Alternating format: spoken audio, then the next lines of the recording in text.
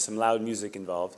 So if anybody's got a bit of a headache from last night, I'd advise you take some aspirin now to prepare.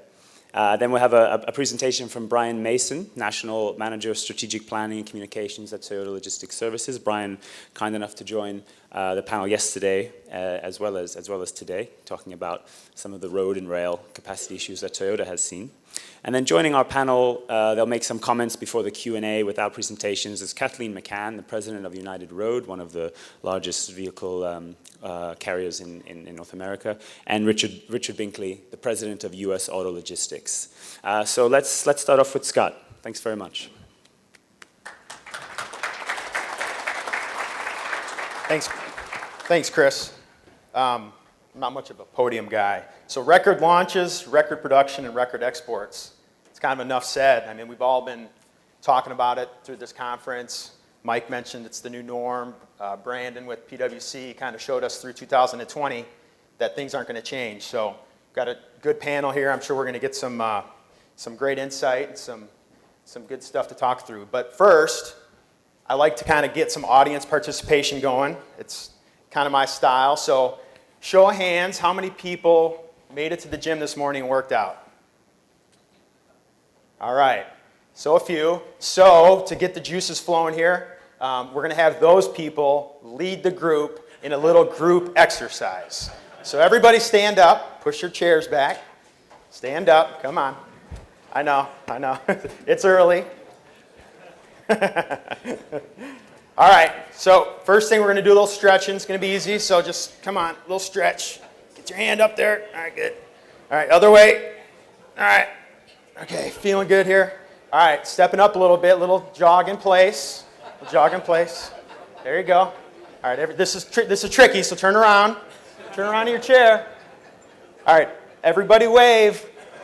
Wave to the world. We're sweating to the oldies here live around the world. So, so good stuff. So, yeah, you can sit back down. You can sit back down.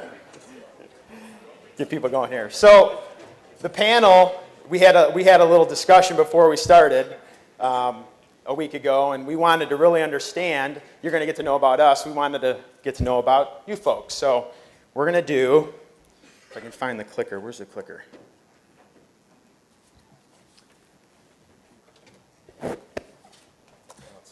Stay there, I'll get it. Can you just put the next slide up here? Go ahead, roll another one. So we're going to do a little personality test. So everybody in the group, you get to pick a shape. You can pick one shape, you can pick two shapes, pick whatever you want. So pick a shape, show of hands, who's a square? Only one square in the audience. All right, so the square is someone that gets the job done. They're focused, they come to work, they want to get the job done, not cutting corners. That's what they do. Okay, how about circles? These circles? Well, a lot more circles. So circles they're team-oriented. They want to collaborate. They want to work with the team, create solutions, get the job done that way. How about a triangle? Okay, so triangle, you're your strategic thinkers. You're the ones that drive change. Do the things, the out-of-the-box thinkers and lookers ahead to set the organization straight. And then, how about Z's? Who's a Z? All right, we got a few Z's up there. So keep your hands up, Z's. Come on, everybody look around at your Z's. Got some bad news for you, Z's. You're the degenerates of the group. You're the drunks. You're the ones that were out late last night. You're the bloodshot eyes. So hope everybody paid attention to that group there. Any Z's work out this morning, by the way? Any Z's work out? Got a couple. Dave Larson, hardcore. He's a hardcore drunk. But he still gets up. So. All right. So here we go. Let's kind of get into it. So we love logistics. A lot of talk about this. Metrogistics, we come from a different side of the vehicle shipping world. We're asset light, logistics, brokerage, however you want to say it. It's, over the last couple years, kind of Mike mentioned when he was up here, he's been an advocate for the trucking business and really pushing truck.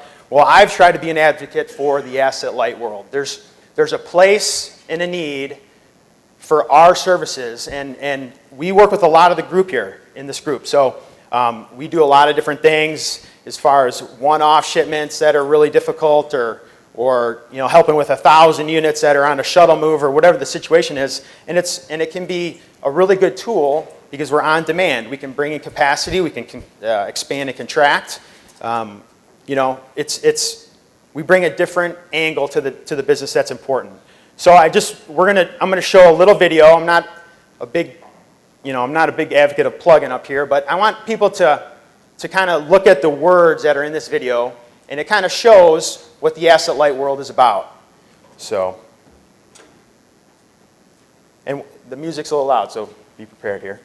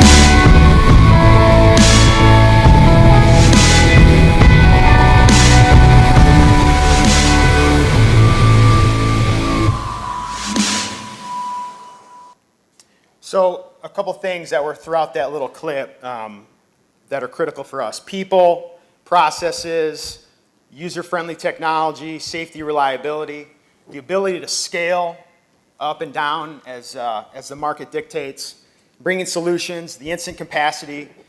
Some things that people kind of forget sometimes. We really focus on service, open 7 days a week, and we can ship one car to 1,000. It's on demand. So that's kind of where we're at. I put trucks everywhere up here. So just a little insight into our business and kind of how we operate. So I ran a list of the top 15 carriers that we use as far as 2013 volume that they hauled for us. So I'm just going to read through these names. Midwestern, Plumley Auto Transport, United Road, Jack Cooper Transport, Handy Transport, Keller Transport, L&D, Canes, Continental, Dave Meeker, Ritchie Auto, Florida Auto Express, Infinity, Northside Transport, and Rhino. So a lot of those names are probably unfamiliar to the OEMs in this group. Quality transporters. We have a really tight, strict onboarding process, and we do a lot of different things on the qualification side to make sure that we're doing business with the right folks. But a lot of these folks, like Plumley, for example, they have 12 trucks. They're based in Trenton, Georgia. We visited their shop. I could eat lunch off their shop floor. I mean, they're a really quality transporter, but probably nobody's ever even heard of them. So it's companies like us in the logistics world that can bring that to the marketplace. I mean, there's quality transporters out there all over the place. So out of those 15, we had 4,216 different companies that we've onboarded throughout the 4 years that we've been in business. 4,216. I met with one of the top vehicle producers in the world a couple weeks ago, and they do business with 12 companies.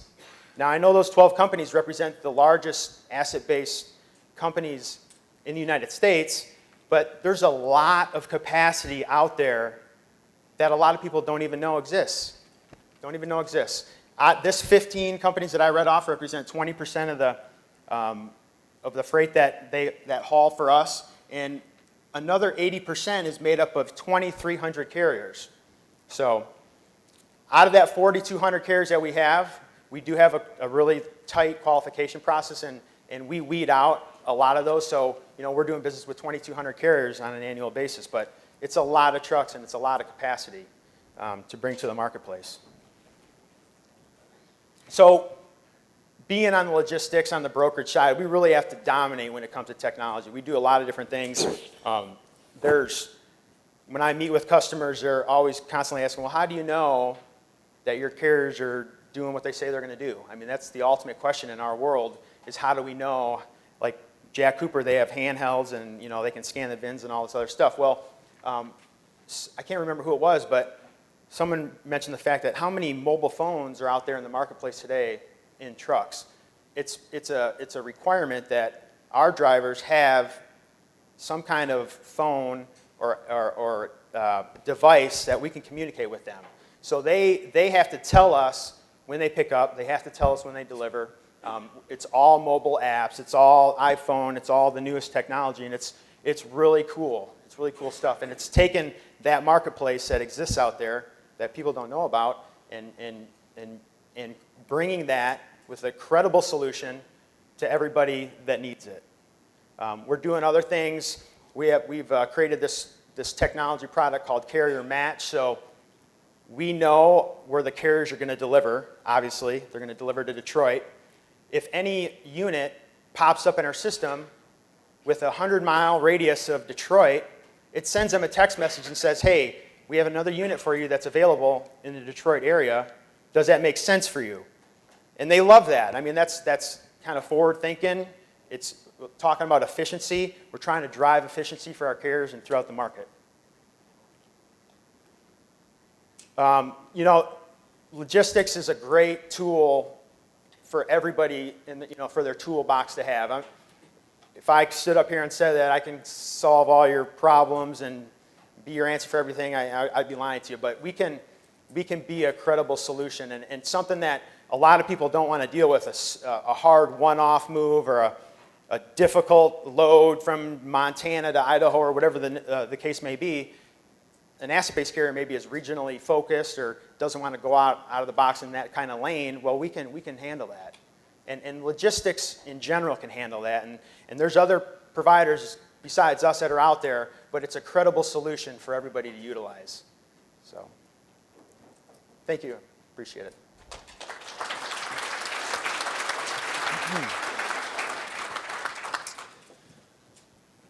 Okay, thanks a lot, Scott, and thanks also for getting our audience limbered up and moving around a bit more. My sympathies with all the Z's and hardcore drunks out there, but again, like I mentioned, we did want to address some solutions to the capacity, and obviously brokerage is one such solution, whether it's something short term or looking at maybe regions where you don't have the sort of network that is as established as otherwise. Next up, we're going to have Brian Mason from Toyota.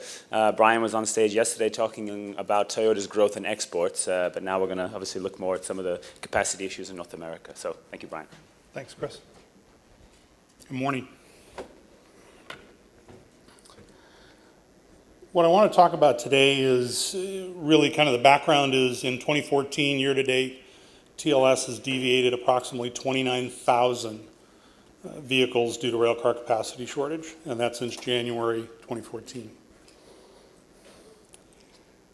The mission that I want to explore today is, as Louis asked, not just beat on the railroads, not just complain about capacity, but look at some things that we think may be contributing to that, perhaps from the OEM side, and ask the other OEMs to look as well. We don't know whether that's mission impossible, but we will try. The first thing that we want to look at is, while the market has really rebounded, and that's good news for all of us, much of that volume rebound is a much higher percentage of North American produced vehicles. And you take a look at this, and it's great news. It's a great recovery. It's something that it's a credit to everybody in the industry, where if we look back in 2007, we were doing great and doing well, and then we took the dip down with the volume in 09 and 10 and 11. But we've come back, and in our fiscal year 15, which is this year, we're looking at getting back up to 2.5 million vehicles. So those are all good things. But if you look closely at the graph, one of the things you see is back in fiscal year 07, we had about 1.5 million NAP vehicles. Whereas if we look in fiscal year 15, which is now, we've got about 1.84 million vehicles coming out of North America. That's 340,000 more vehicles built in North America that we didn't have back in FY07. And to kind of illustrate and take a look at this, you kind of ask the question, how's increasing NAP volume contributing to capacity challenges here in North America? Well, if we look at our old traditional import-based model, we came in through 5 ports. We still have those 5 ports. We still bring quite a bit of volume in through there. But most of our market was really in what was called the smile states. And a lot of it was truck away, some rail to the Midwest, some rail down to Gulf states. But for the most part, it was a tremendous amount of truck away directly from the ports to our big markets at the time. So this is us today. 193 million rail miles in 2013. And we have major North American production from Cambridge and Woodstock up in Ontario to Georgetown to Princeton to San Antonio, Texas, and Tupelo, Mississippi.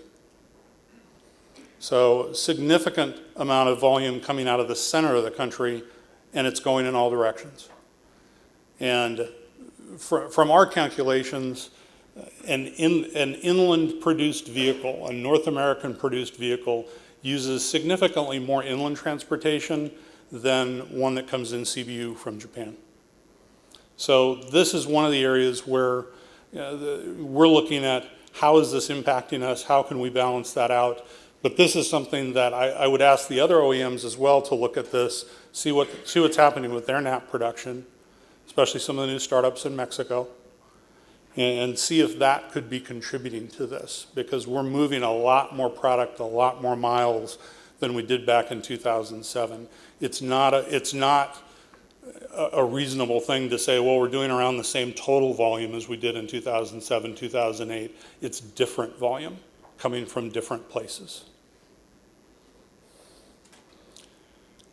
One of the historical assumptions we've always had is rail is usually less costly than trucking. In today's new normal, and I actually did have this term in there before the presentation yesterday, but in today's new normal, we're reevaluating our historical financial assumptions. And what we're seeing is if we shift from one-year contracts, which has been our traditional means of contracting with especially highway transportation carriers, and we go to multi-year contracts, that's allowing our highway transportation carriers a lot more flexibility. It enables them to take that multi-year agreement to a financing company, to finance new equipment, to purchase new assets, and to hire more drivers. Another historical assumption we've made is we usually like to deploy rail for routes over 200 to 300 miles. In today's new normal, we're reevaluating our historical mileage assumptions. And what we're finding is in the process of deviating our 29,000 vehicles since January, we've discovered a few things. And that is trucking over medium distances of 500 miles plus can still be cost competitive with rail in some cases.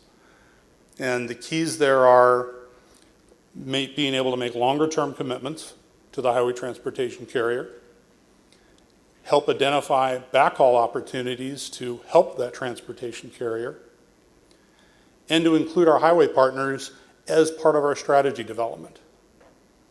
Not just hire their trucks, not just hire their drivers, but include them as partners in what we do every day and get their input and solicit their ideas. Next historical assumption, stick to your core business, hire trucks.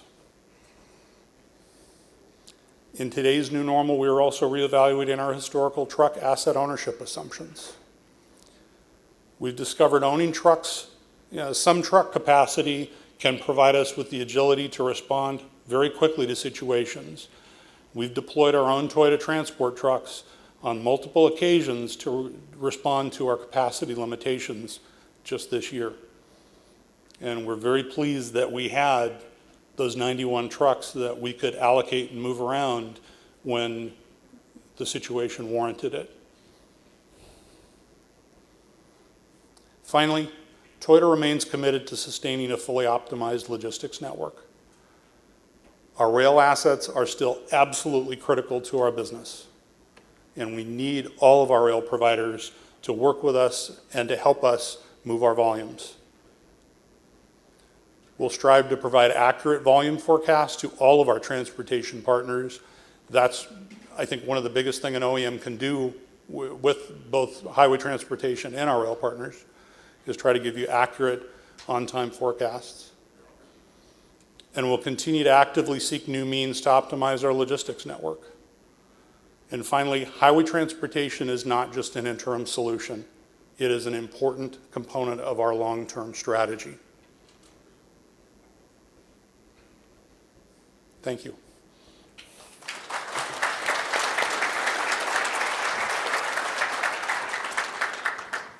Okay, thank you very much, Brian. And I think that's exactly the sort of views that we were hoping to hear about in this session, giving us a real kind of analysis of maybe some of the root issues behind some of the issues that we've seen besides just the snow.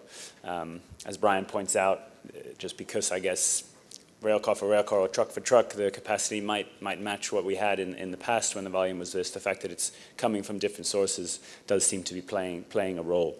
And I also particularly like the focus on strategic cooperation, so including your logistics partners in Toyota's planning. I think that's a really important point, and I'm sure it applies to all of your logistics partners, not just the trucking side.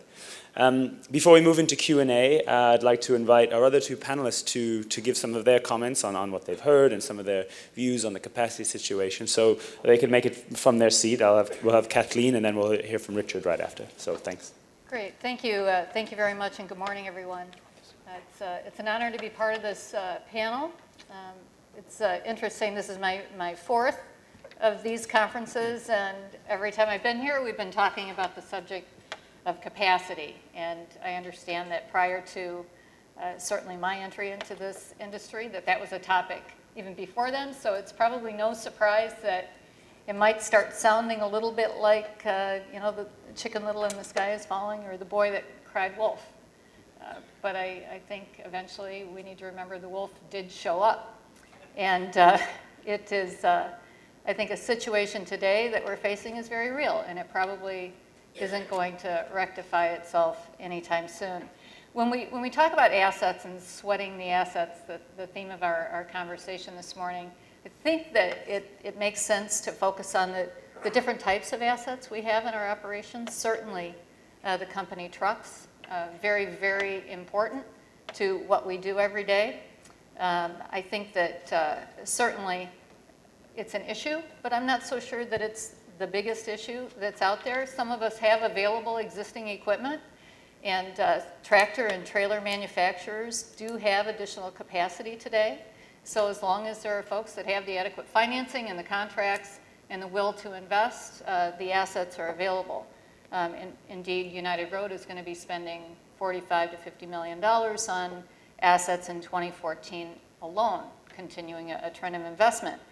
But I think what concerns me and others in car haul, and what I think should concern everyone in this room, are the human assets, our human resources, and whether or not we're going to have enough of those professionals to meet the continuing demands of our OEMs and others in this industry on the remarketing side and otherwise.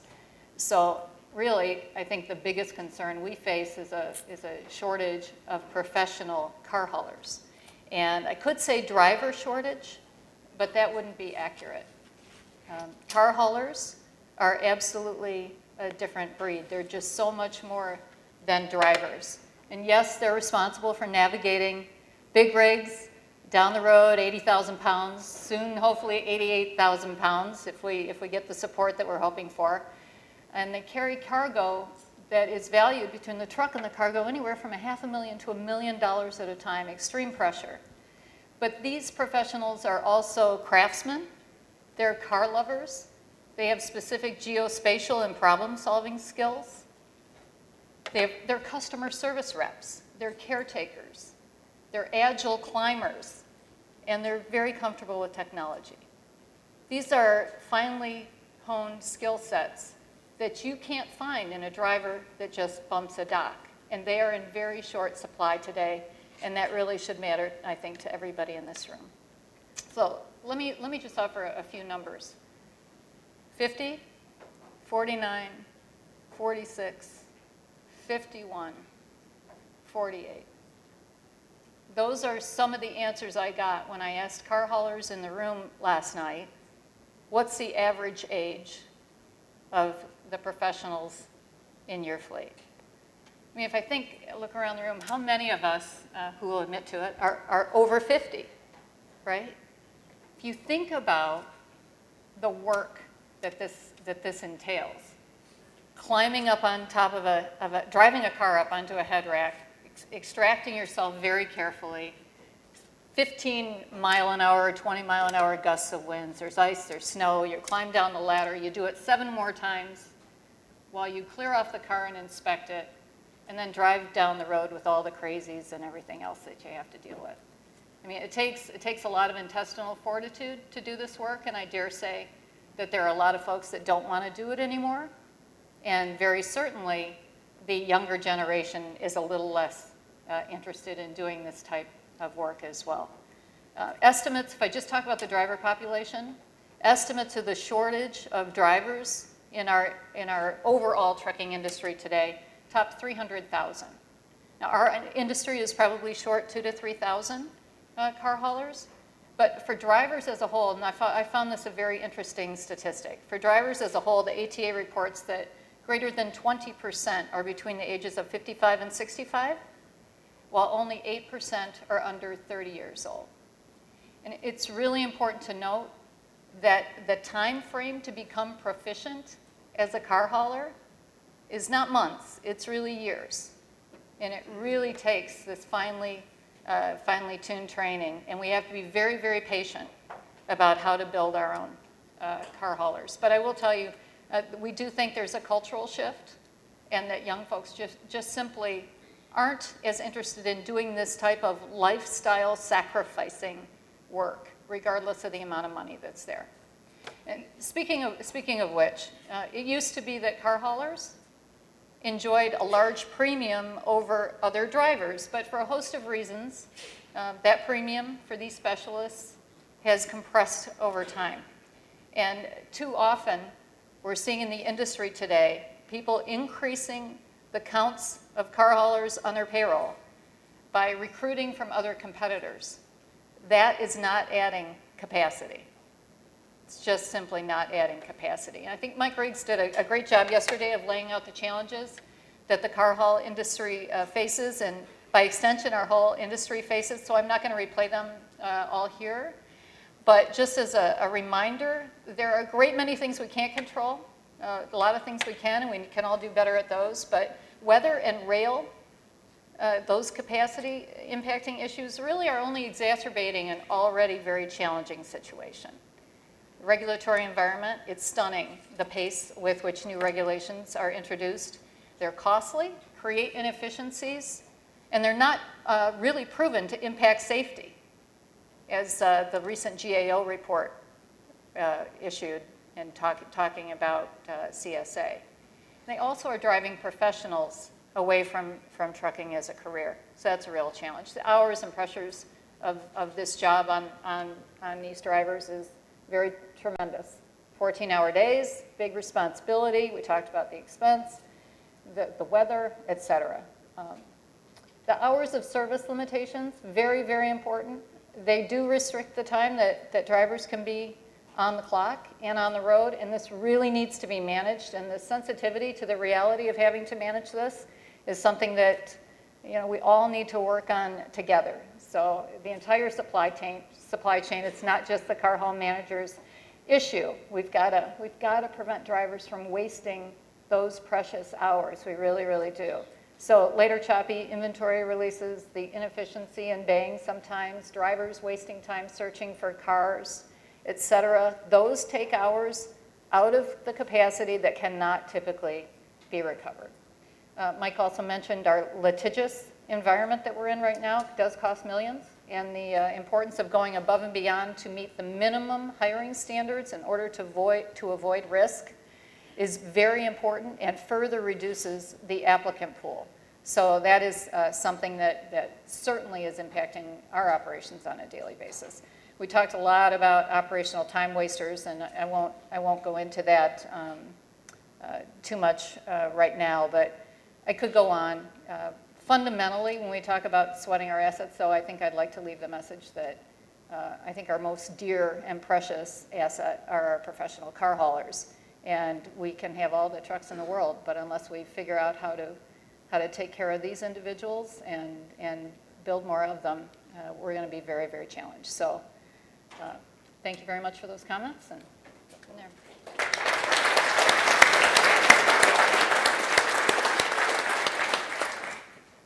Thank you, Kathleen. Richard, do you want to add your comment? Everything Kathleen said. When Scott jump-started us, he mentioned sweating the oldies, and I really wasn't sure whether he was talking about the panel or whether I expected Richard Simmons to come out on the thing so we could go through an exercise program. You know, when I think of the assets, I 100% concur on the people side. You know, we're a people-first business. We tend to forget that very quickly, and we talk about managing assets, and truly, you don't manage people, you lead people.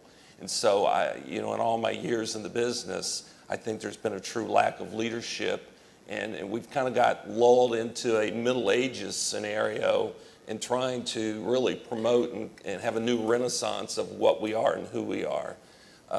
When I talk to all our new drivers in their training, you know, we talk about why they're doing what they're doing and, you know, what they like to do outside. We really try to do a great blend of what they do off duty as well as on duty, because as Kathleen did mention, it's a tough lifestyle. You know, the rewards are very great, and we're certainly appreciative of everything they do, but it's people first, people second, people third, because we think they take care of our owners and our customers in totality. So just from what some of the panels have said, you know, I think there's 3 or 4 takeaways as to what we can do, what we should do. One is certainly become more of an advocate of the industry. You know, I'm proud to do what I do and have done what I've done for all these years, and my expectations are for anyone in our organizations are to have that same type of outlook. And I don't want people that say I'm a truck driver. I want them to be really proud of what they do. They have a great opportunity afford them. Someone mentioned toolboxes earlier. When we take someone on, we actually give them a toolbox, and we try to load that toolbox up with all the essentials to make them successful. Because show me a successful company, and I certainly will show you successful associates. And that's what we've been able to do, fortunately. So some things perhaps that could help us, again, I applaud Brian, longer truck contracts. You know, we've kind of been held in that bandwidth of 2 or 3 years, and then we're going to rebid and do multiple things. We need that longer term so we can invest our capital to go out and buy equipment and invest in our associates. Certainly that's very essential. The expansion of the truck delivery area certainly can help us with our capacity and draw some efficiency. 24/7 deliveries. How many years have we been talking about 24/7 deliveries? Yesterday we talked a lot about big data. You know, we've been talking about 24/7 deliveries as long as I've been in the business, which is almost 40 years now, and we still aren't there. You talk about driving some efficiency and giving you some vehicle velocity and some flow where the railroads maybe don't need the yards quite as big as what they've got now. So there's a multitude of things. Again, I mentioned becoming an advocate, and certainly some things we haven't done in a lot of years is having multiple cooperative OEMs help us drive some efficiencies with some cooperative efforts on traffic lanes. Right now, Kathleen and I were talking about it earlier, we're trying to drive our own efficiencies through our own networks without really being able to utilize the multiple resources that we have. So I really think we're in a development mode. We've done a lot over the years. There's still a lot more to do, and I question anyone, what is the new norm? I think today's the new norm, and it will continue to be. The only constant, as they say, is change. and we'll continue to have a lot of changes within the industry itself. So become better advocates. And if you know somebody wants to drive a truck or turn a wrench or go to work for a good car haul company, I'll give you my card and they can call me direct. Thanks.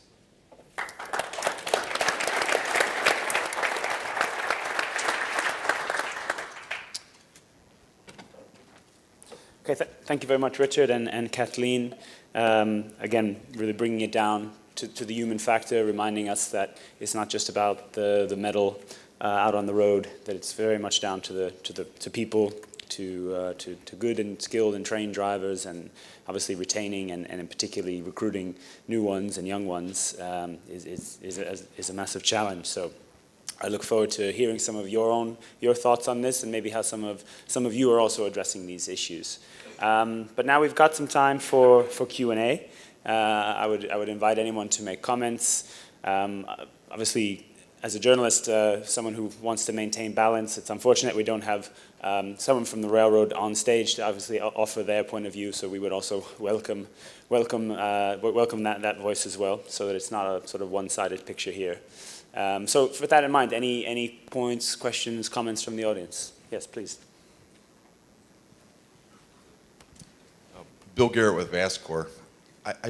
I'm hearing a lot of noise about the bigger trucks and and getting into the longer trucks, heavier weights. I have it in my head, and I want to throw it out for your comments about going smaller. 2 and 3 cars on a quick loader, 1 ton, opens up another class of drivers, twice as many miles per gallon. Is there a place for that in the network, and how do you view that? I'll respond initially. Absolutely, there's a place for it, and we utilize a lot of 3 and 4 car haulers in our very close-in operations, no question about it. So I think what we're primarily talking about, anytime you have a large piece of equipment and you're able to use that as efficiently as possible, you should try and do that, right? And as we talked about yesterday, with the changes in the fuel requirements that we have in the trucks, the weight issues, going from chain to strap, we've lost a place on average on the trucks. So what we're talking about here is finding a way through a slight extension in the length and a slight increase in the weight to give us some flexibility to get that unit back. And so it's, instead of losing essentially 10 to 15% of capacity, 15 to 20%, depending on your load factor, you get that back and we'll be in the same place. But you're absolutely right. I think that's a very important part of the supply chain, is having the smaller carriers as well. If I could comment also, we do use some 3, 4, 5 car carriers currently. We use them on particular situations, metropolitan areas, tough dealers to get in and out of, shuttle operations. It depends on what you've got, but we initially tried to do that as a training mechanism to be the first step in some becoming to the larger truck, because that's really what we need to drive efficiency. And what we found out, we weren't as successful because they enjoyed doing what there was so much, and it was so much easier to perform on a 3, 4, 5 car, that they really weren't able to evolve into driving the larger trucks like we had advocated initially. So there is some formula for that still to be used. I see a lot of that on the road within the broker scenarios, particularly when you're doing trades, intercity trades, and some onesie, twosie off the wall things. It certainly is easier to do that. But directionally, that's not where we're going as an industry. Thanks for the question and comments. We have a question in the front here. It's coming behind you. Mike Griggs at Jack Cooper. Brian, first of all, I feel like what I'm going to say reminds me of the movie Pretty Woman. There's a scene where Richard Gere's getting a salesman, and he says, "I need more sucking up," and the salesman says, "You're a handsome and powerful man." So I apologize in advance, but I just want to positively reinforce the direction you're going. You're trying to evolve us in the process. You're trying to think about longer runs, longer terms, obviously everything that we could hope for as a trucking group. So on behalf of all the carriers, thank you for thinking that way, and you've got our full commitment. I want to address what Bill said, to be clear, as it relates to what Kathleen was discussing on driver shortages. Though we've talked about 12 to 13,000 sort of total rigs, and I know there's some of those small hot shots that aren't necessarily counted in that number, so that may be more the big rigs. But if you thought about our average load factor between the big heavy pickup trucks and the small cars as being 7, just as an example, and it's a number that a lot of people have thrown around since I've been in the industry, and this weight law that Kathleen mentioned could get you up to 8, that's a 15% improvement. You take the 12,500, 13,000 times 15%, it's the equivalent of creating 1,800 to 1,900 jobs, or eliminating the need for 1,800 truckers. So, although she's 100% right, Richard and I 100% agree, it's a difficult proposition to get drivers, and we're going to have to raise our pay. Let's all face it, it is going to impact you on pricing, and we're just trying to prepare you to get drivers. We're going to have to pay them better. But one of the other solutions is getting this weight law. It's stunning what it does, not just to the cycle time. I talked about a 10 to 15% throughput improvement and faster cycle time to help bleed down the inventory, but it very directly impacts that driver count needed. So one more time, I'd like to put a plug in for all the support we can get from anyone for this weight law that's being proposed. Thanks.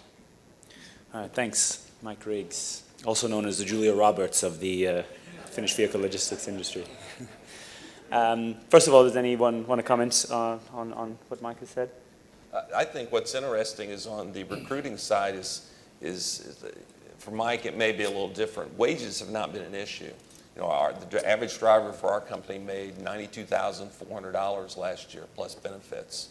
So he's making great bucks, but we're having to go out and recruit. At this point, we're only getting 2 experienced car haulers for every 10 that we hire. We're having to train 8. And Kathleen was right on. You are not a car hauler today, does not make, nor next week, nor next month. For you to be productive, you're looking at 12 to 18 months. It's really rare that we find someone that can really fall right in the niche really quick and go out and get it done. So it's back to what we said earlier. When you tuck your kids in at night, you don't say, I want you to drive a truck when I want you to turn wrenches when you grow up. You talk to them about other things, and so we're trying to improve our technology and go out and substantiate that it's a great industry to be in, and it's something to be very proud of, because once you get in it, you have to have a passion for it and a love to do these jobs, because otherwise the money will never take place of anything else. It just doesn't work that way. Thanks for that, Richard. I'll send you my resume later, by the way, with that sort of salary. No problem. We have a question right on this side. Jim Casamis, Mercedes-Benz. Question for Brian. You guys have been doing your own trucking for a little while now. Are you seeing the same problems attracting drivers, and what is your approximate turnover rate? For Toyota Transport, our internal company, we actually have very low driver turnover. Most of our drivers have been with us for many years, but I think it goes to the comments of the panel. I think we treat those folks as associates, and they have very good benefits, very competitive pay, and they have the full range of benefits that most Toyota associates have. So I think that goes a long way to retaining drivers and retaining good skill and good talent, and also having good leadership in that organization. If I can just follow up on that, have you increased your fleet capacity? I think you mentioned 91 trucks at Toyota Transport. Has that been stable, or have you? Right now, that's fairly stable. We just pretty much refreshed the entire fleet last year and replaced all of them with new Cottrell trucks. And I think right now we're kind of at a tipping point, looking to see should we extend that even further. It gives us more of a safety net, more of a cushion in very challenging times. So that's something that we're definitely talking about internally. Yeah. Okay. Any other questions, comments? Right in the front here. And pass the mic over, maybe.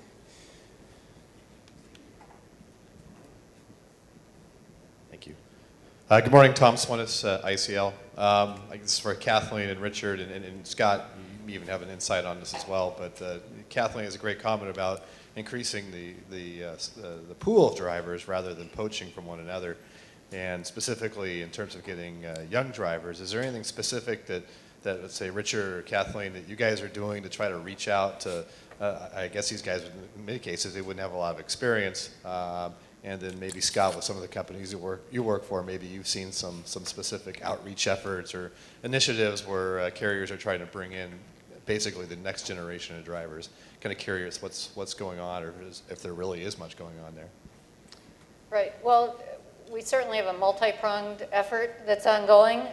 We're working with truck driving schools. Excuse me. We're also going into the military, which is an interesting source, and we're typically, when we're able to secure a driver with military experience, that we're generally happy.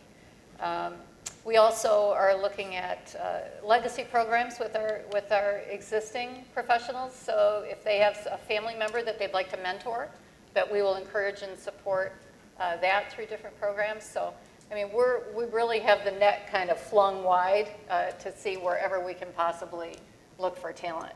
We use referral programs and different things along that line as well. Yeah, a couple of additional things. We've, with the newer generations, the X, Ys, and the millennials now, is that we've really went strong on social media.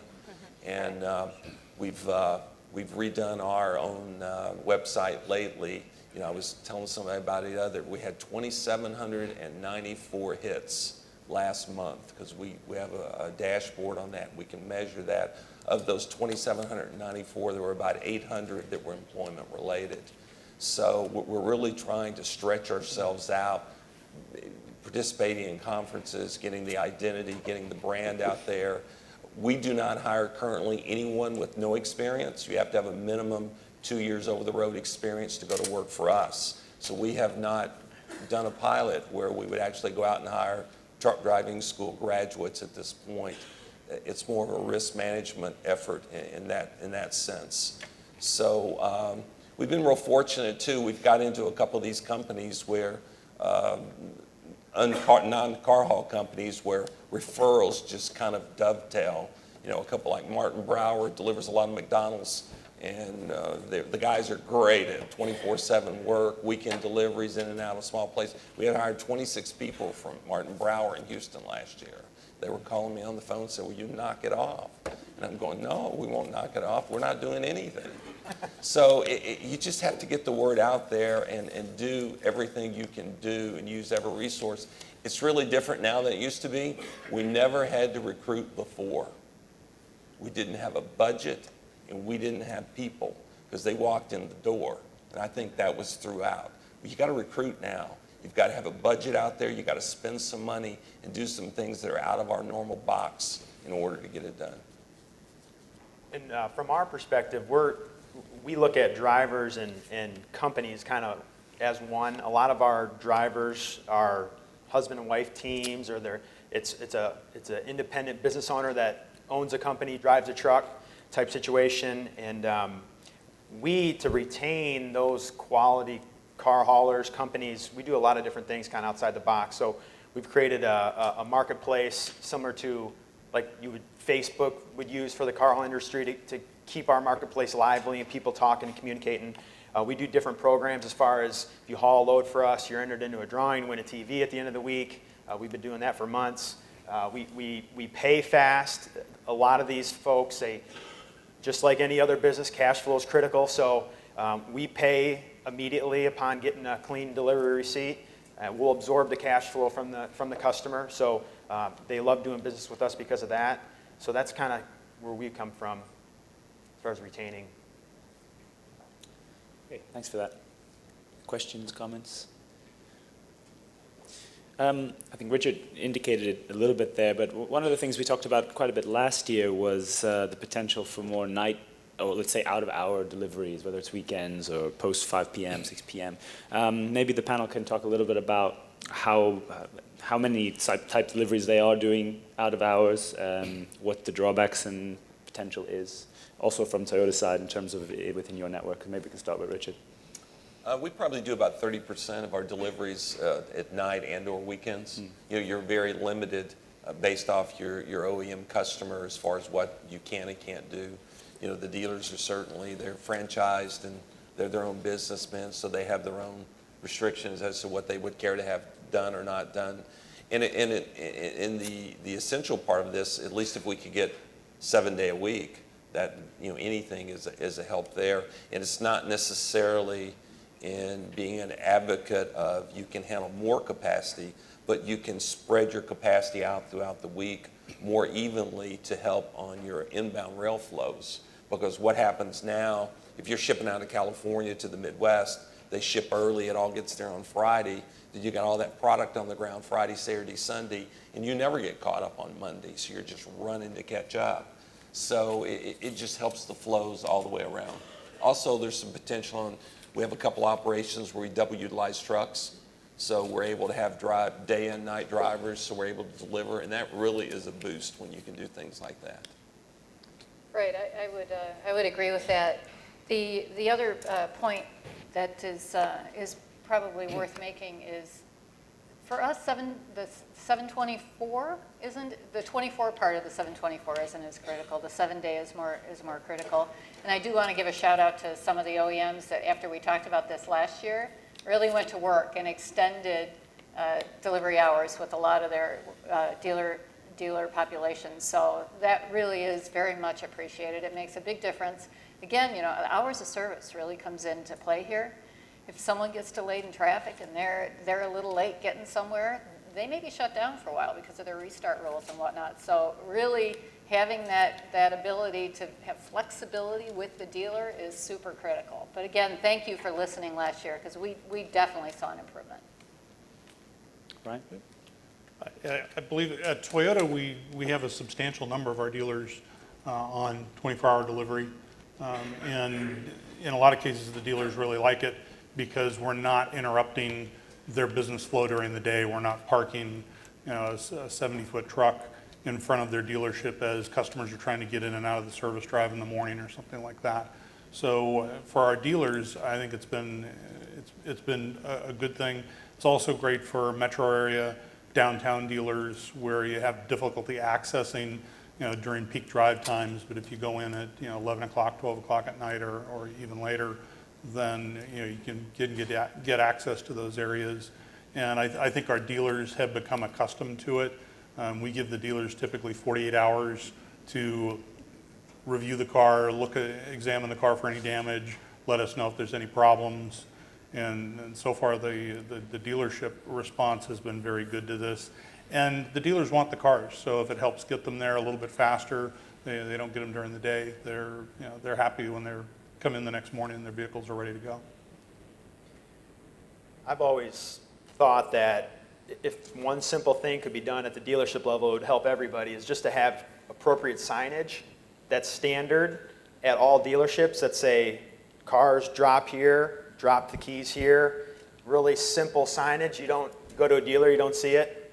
I don't know if anything can be communicated to NADA or across the board, but that would definitely help. Yeah, please. One comment there, and that is, I think one of the things where we hear good feedback from our dealers is when we have the same driver or the same group of drivers consistently calling on a dealership, they build a relationship with that dealership, and that's a very important, valuable relationship. So, that goes back to the people aspects of this and why we want really good first-rate people delivering these vehicles. In all of our industries, they're the ones who touch the customer. They're the ones who actually the dealer sees. They don't see us very often, but they see our drivers every day.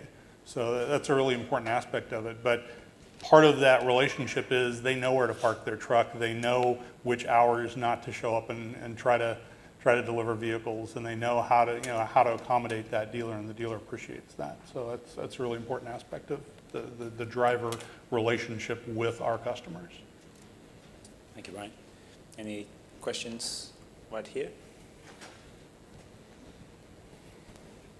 Hi, my name is Kevin Ryba. I'm a few comments. I'm a driver for Jack Cooper, but first off, I'd like to say thank you for Kathleen for the compliments there. I appreciate that. I'm very flattered.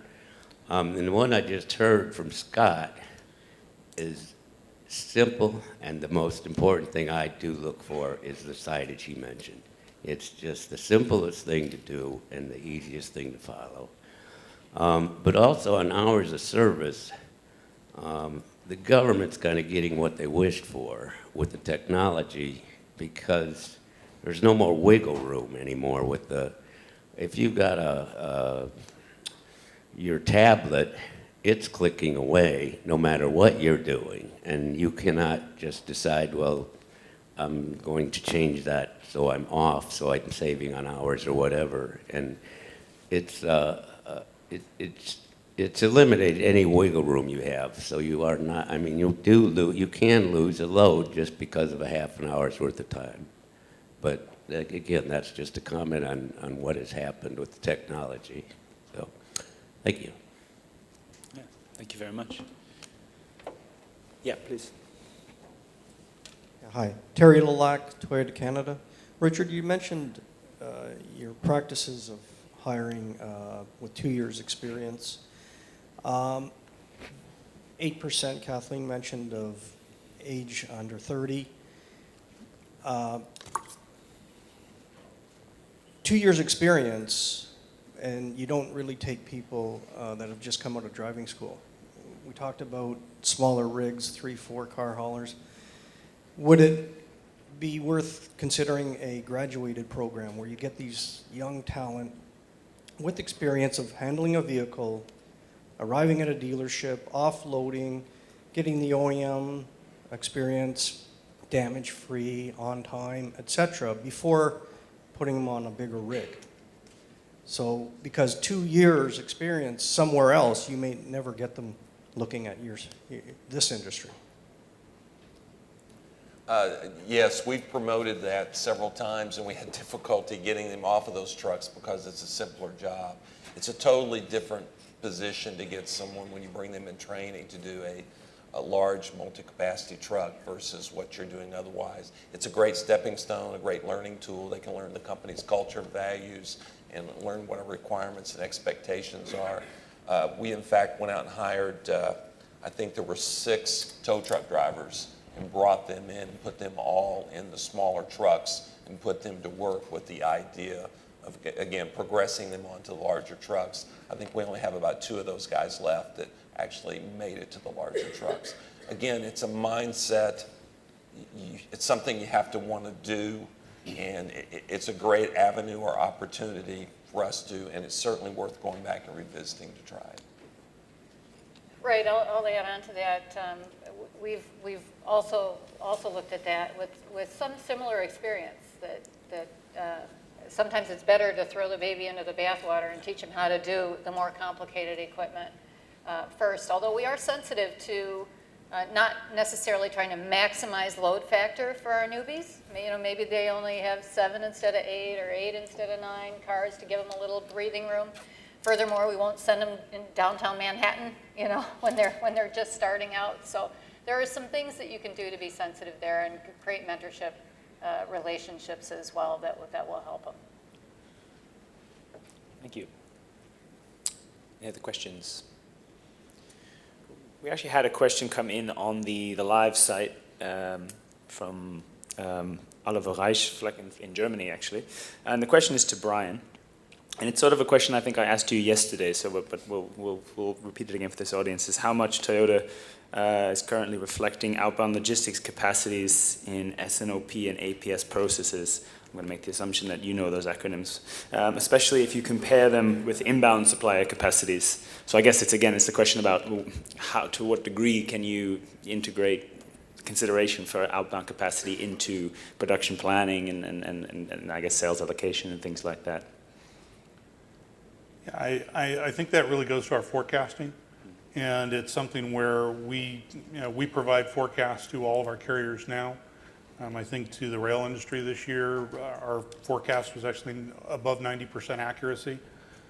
So it's something where we also provide that through John Daly's group in highway transportation and provide it to each one of the carriers, and we provide it by ramp, and we provide it ahead of time. We actually show them months ahead of time what we think the volume is going to be so that they can plan for their assets, they can plan for drivers and those things.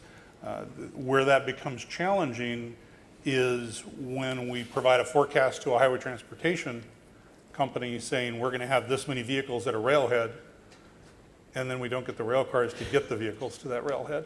Yeah. And that's when the whole thing starts to tumble into the abyss, is one forecast is somewhat dependent on another forecast.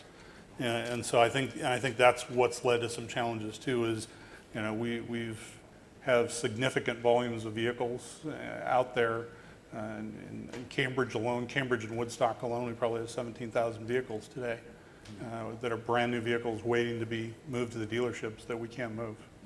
And I think the truckers are at the other end. They're at the destination railhead ready to move those vehicles, but it's getting them out of Cambridge and Woodstock and places like that. So, but I think our part is the forecast and how we communicate that, and we look, you know, we actually look a year in advance what we think our transportation volume is going to be, and we split that out in a very detailed fashion by rail ramp and by region and even by trucking company. So we provide all of that information. Okay, thank you. Any other questions, comments from the floor? Brian, you mentioned in your presentation looking at extending some of those, let's say, break points for when you might keep on the road versus rail. So whether it's 500, 600, 700 miles versus we used to be 200, 300. I mean, have you so far seen or reflected on what some of the impacts might be? You mentioned the cost might be neutral, but things like damage rates or lead time, I mean, what sort of wider impacts might be from making switches to that? I think it's a happy story, not a bad story, in that I think what we're seeing is that the dealers love direct truck. You know, it's something where, you know, if you compare, say, from Cambridge to the Northeast, may take 5 or 6 days, even 8 days on rail before it finally gets to the dealer. He'll get there in a day or two once it hits the outgate. So it's something where, you know, from the dealer perspective, lead time is terrific, and they really like that. There is a cost up, but there's also a cost up to a brand new vehicle being parked for 30 or 40 or 50 days in a lot in the snow, you know, waiting to get moved. So, and it's something where we as a logistics provider have a responsibility to our dealers, and so we see truck as a part of that.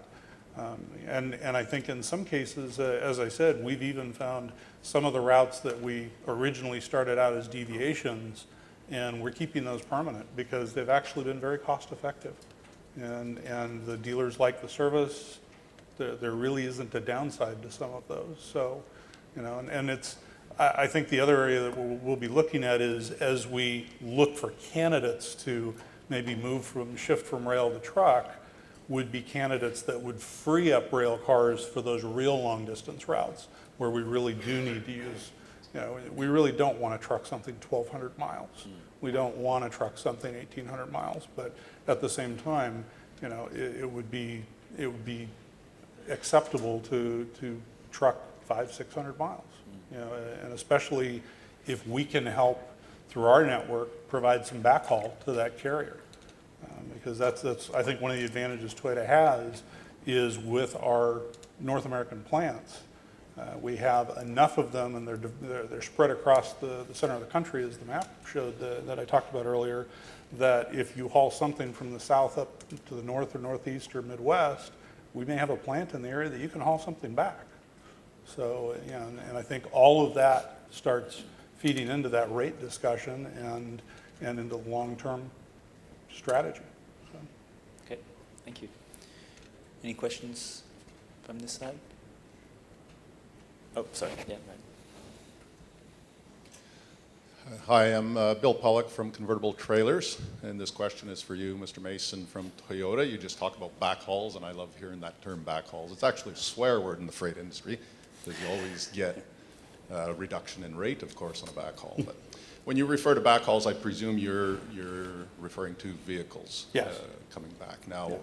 Would Toyota, and from your perspective, be interested in providing inbound backhauls such as parts and components? And you know where I'm going with this, of course. Yeah, I know where you're going.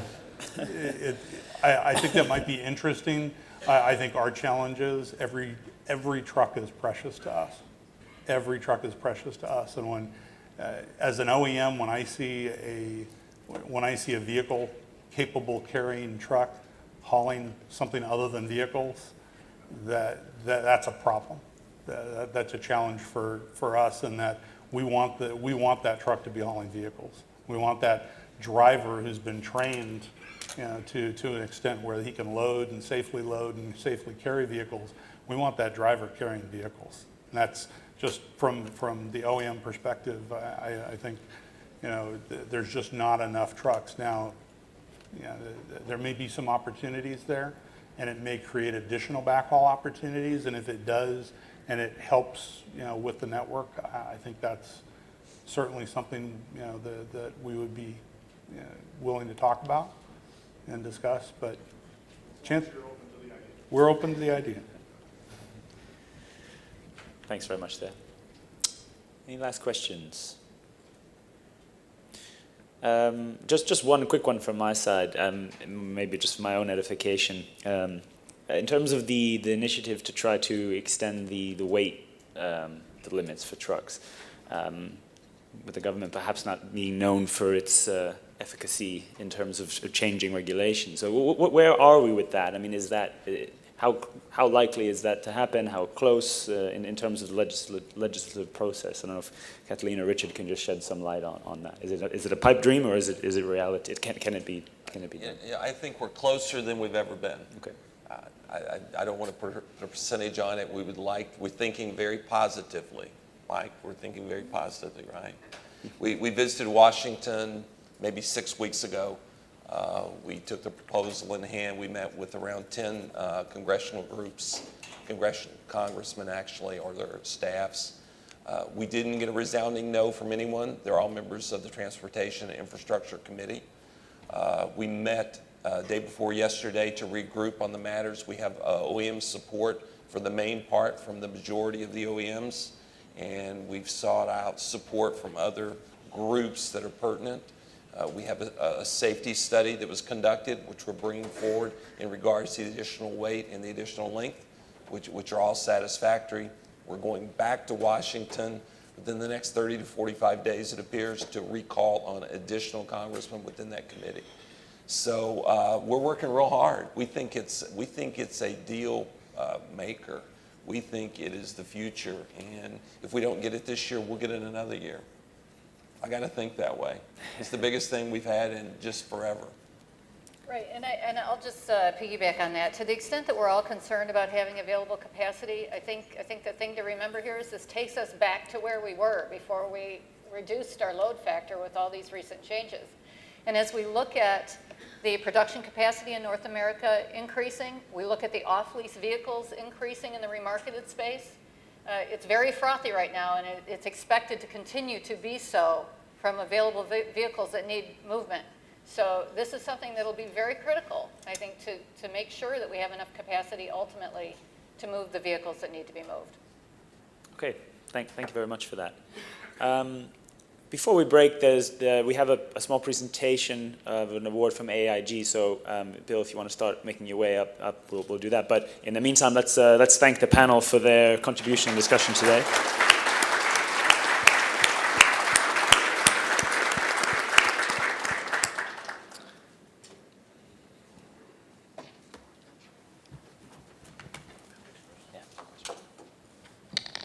Good morning, everybody. Again.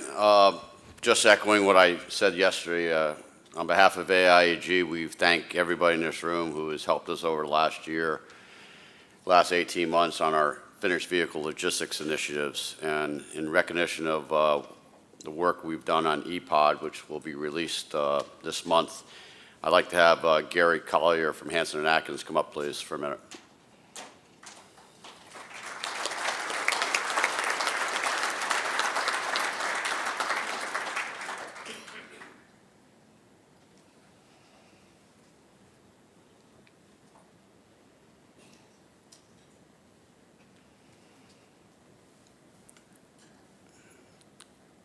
Gary put in countless hours devising the processes and the business rules which go into this EPOD standard, which we're going to publish next month. And I want to thank him and especially Steve Hansen and Hansen and Atkins for allowing him the time to put towards this effort. And we hope to do bigger and better things in the future. And again, thank you so much. And this is an Outstanding Achievement Award from AIAG for 2014. Thank you so much. Thanks so much.